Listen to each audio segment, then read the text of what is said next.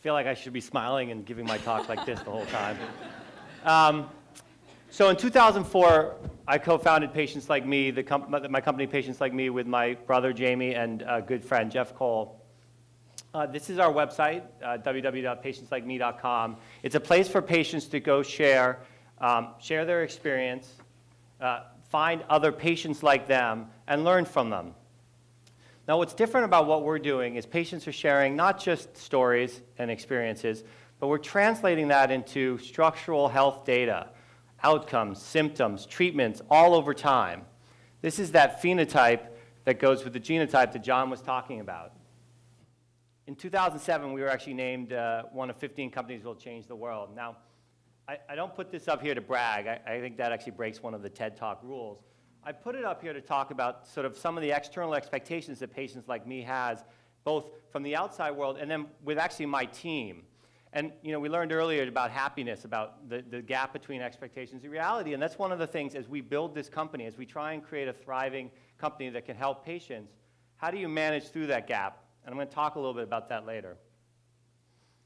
So I want to go back to how I got into this originally. This is my brother Stephen, in his 20s, thriving sort of in love and life and work. He had just come into his own as an artisan home builder, and he was diagnosed with ALS, or Lou Gehrig's disease. For those of you who don't know that disease, it's a uniformly fatal illness that on average patients die within 3 to 5 years as your muscles waste away and your mind literally becomes trapped in your own body. So our family did a couple of things as we began to think about what does thriving mean in the context of serious illness?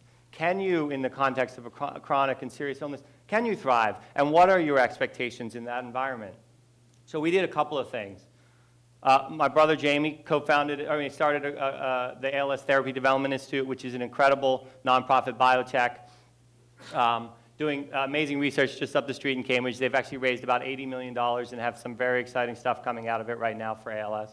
And we started Patients Like Me with the idea of creating new knowledge, new evidence with patients, participating in a way that Hugo just talked about and John just talked about in their own health, but not just themselves, but in a community shared setting. So we began to think about what does that look like? What does thriving in the context? And we came up with this medical framework, which we use as we build out our disease communities. And we think actually should fundamentally be the center of healthcare for a patient.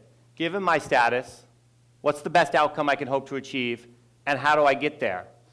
And we need to begin to bring in all of the elements of health into your status, not just your disease measures, but your life and your other components, all of the things that affect your health. With outcomes, what's the range of possible outcomes that I can get? We can begin to model that and understand that. And how do I get there? What is everything that everyone is trying, and what works for patients like me? So this is our MS community, just to talk a little bit about data from our MS community. We actually have over 25,000 patients in MS, about 5% of the US population. You can see, what's it like to have MS, the symptoms in real time of thousands and thousands of patients. You can see the treatments they're trying, how they're perceiving their effectiveness, as well as drilling down to an individual patient and seeing their journey through their data. Just to give you a sense of scale, we're also getting about 10% of the newly diagnosed ALS patients. And I think interestingly, this April, we moved from having 11 communities and 30 diseases to opening up the site to everyone with any condition. And it's been an interesting journey. Since we opened it up, over 1,000 different diseases have been added by patients. But there are a lot of nascent communities, and we're just beginning to build the medical knowledge on top of those diseases to allow them to thrive the way that we have in some of our previous communities. So coming back to the team and building a foundation for thriving as a company and as an entrepreneur, one of the things we did early on as a company with 5 people is we did what's called core value work. And we sat in a room and talked about what are the core values of the company. And at the time, I actually had never really done it before. I didn't really think it meant much. But we actually came up with these 4 core values that have become an enduring foundation for our company as we build and continue to try and work to put patients back in the center of healthcare. So the first one is obviously patients first. And that comes up a lot in conversations in our company in odd ways. We were talking about IP once at a board meeting. And one of my board members said, hey, what's in the best interest of patients? And we think about it a lot, and they are front and center, but sometimes we even have to remind ourselves that, yeah, what is in the best interest of patients with regards to intellectual property of patients like me. So honoring the trust that they're putting in us. The next two, openness and transparency, those sort of go hand in hand. And our openness philosophy is something that's enabling this participatory medicine, this revolution that we're trying to do, which is right next to our privacy policy. And it talks about the value of openly sharing health information and what that can do to speed up research, improve care, and facilitate better outcomes. And then transparency. We are a business. We are a for-profit business. I'll talk a little bit about this. We have created a clinical research platform on the back end of this that we work with academics in industry and pharma through the data and through engaging with our patients to answer significant questions. And so transparency, who are we working with, how we make money, is this safe to share data like this? We talk about that very explicitly on our site. And lastly, create wow. That came out of something that when we first started, now remember this was 2004, Facebook didn't exist. People weren't sharing or Facebook just started. People were barely sharing anything online. So the idea of sharing your full health information was quite radical. And to this day, it still is overcoming a lot of barriers around the closing down of medical information. So this comes to the next part. So this team of ours, these are the 40-something employees that we have back at the shop. And talking about this idea of thriving against tremendous expectations. We all, as a group, really think that empowering patients to manage their own health care, putting them back in the center, can really begin to transform health care. And both external expectations and internal expectations are amazingly high. And so how do you thrive against that? How do you begin to work against, to thrive against that expectation?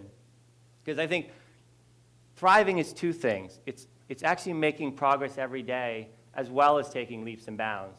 So talk a little bit about some of these leaps and bounds. Look, we're talking about creating new evidence. I think as many of you guys know, a lot of healthcare is practiced without evidence. A lot of what we do in healthcare, there is no good evidence to know what to do, particularly in chronic illnesses like the ones we deal with.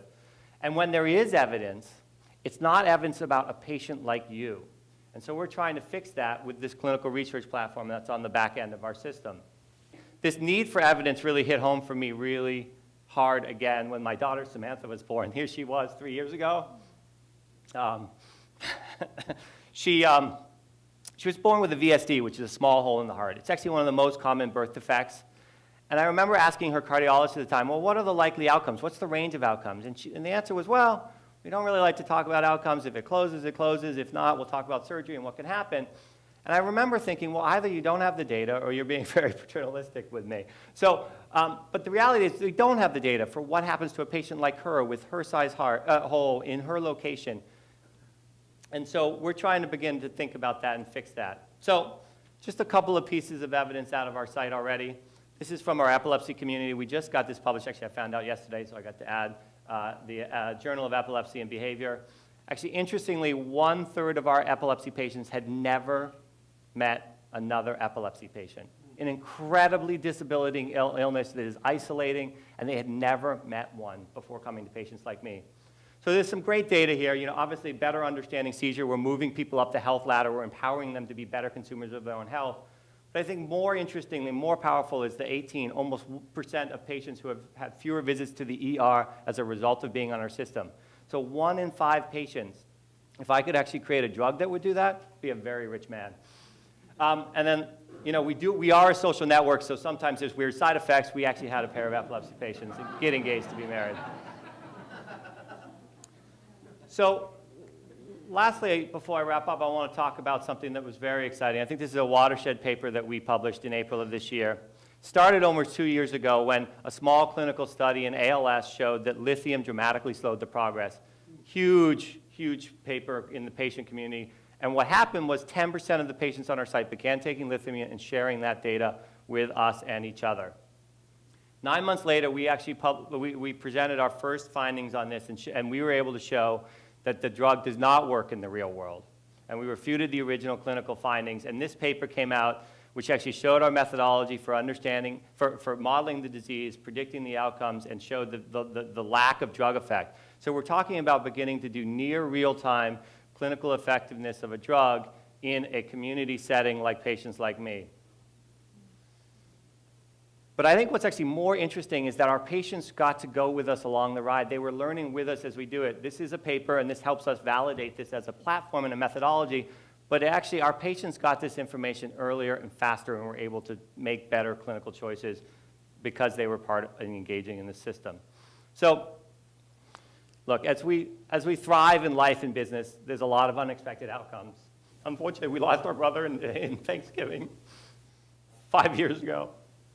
But what's great about what we're doing, and I think what's powerful about engaging patients in such a way, is his data lives on. And he's actually helping patients today as part of our system. Everything he's tried, his experience, his journey, is not wasted. It's captured, and patients today can learn from it. Luckily, my daughter's VSD closed, and she's a thriving 3-year-old. This is her. She might actually give me a heart attack at some point in time because she's fearless. But she is thriving. And lastly, I think what I'm most proud of at our company is the team we've built, who are trying very hard to, again, engage the patient, put them back in the center of healthcare, and really empower them to be their own best advocates with their data. So thank you guys, and thank you for being here.